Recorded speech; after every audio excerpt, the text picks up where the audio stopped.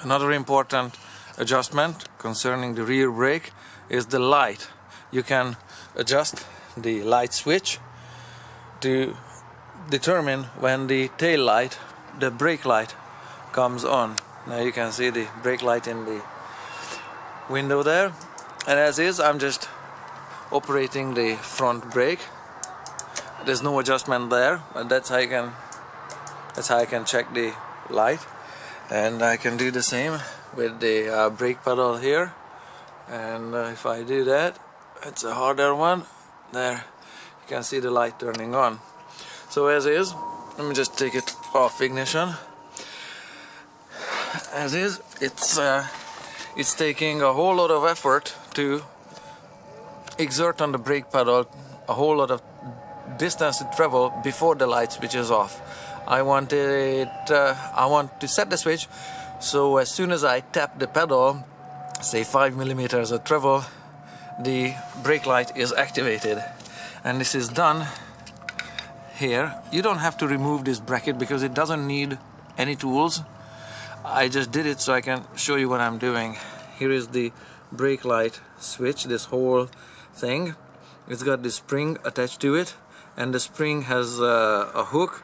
That hook is attached there to the brake pedal itself. There, you can kind of see that it's attached to the lower end of the brake pedal. So when you step on the brake, the spring is pulling down this part of the switch, and I'll just turn the ignition back on, and when I operate the spring here, you can see that the brake light is working. So what we've got here is a threaded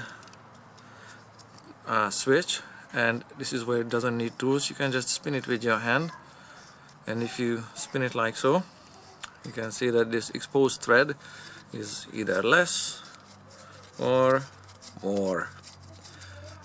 And in this position, when you have a whole lot of this thread exposed, the light switch is activated a lot later.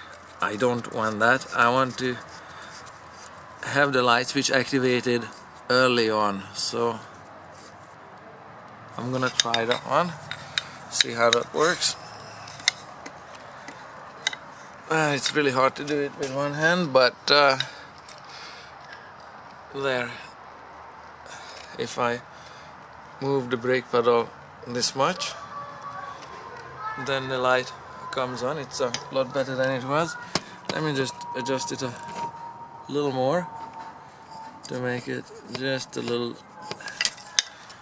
so I just barely tap it. I want the light to come on just like so. Yeah, about 10 millimeters of travel there.